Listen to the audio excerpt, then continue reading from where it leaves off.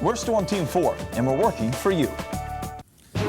On our broadcast tonight, flu season. It's officially here in every state, and tonight the experts are warning it could be a bad one. The warning tonight from the White House to Syria: don't use chemical weapons or else. Great expectations. The news from the palace is official. William and Kate are expecting. The excitement tempered a bit by news that Kate was taken to the hospital. Hit hard. Tonight there is new and even more powerful evidence about the danger of concussions. And you'll hear what happens when the woman behind the study is asked if she'd let her own child take the playing field.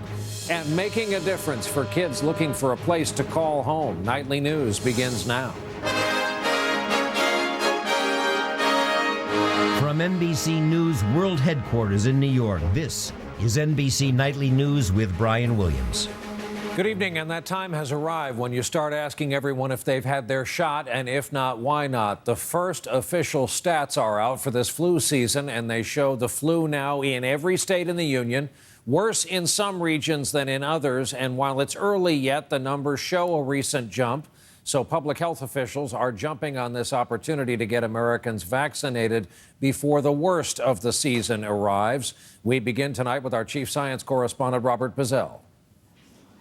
Your ears look fine. It could be a rough flu season, possibly the worst in years. Today, 2-year-old Elisa Gilchuk was getting treated at Vanderbilt Medical Center, and doctors worry there could be many more cases. I think very important to let viewers know it's never too late to get the flu vaccine. So if you haven't been vaccinated for the flu, go ahead and get vaccinated as soon as possible. I actually got a flu shot today. Last year was a very mild flu season. This year started slowly, then suddenly took a big jump last week, the biggest of its kind in almost a decade. Not as bad as in 2009, when a new strain appeared and officials had to scramble to make a new vaccine. This year, the available vaccine closely matches the flu strains that are circulating. When flu strikes hard, it often starts at this time of the year, when family and friends from all over the country gather and often pass the virus to one another. Why does flu strike in winter and recede in summer?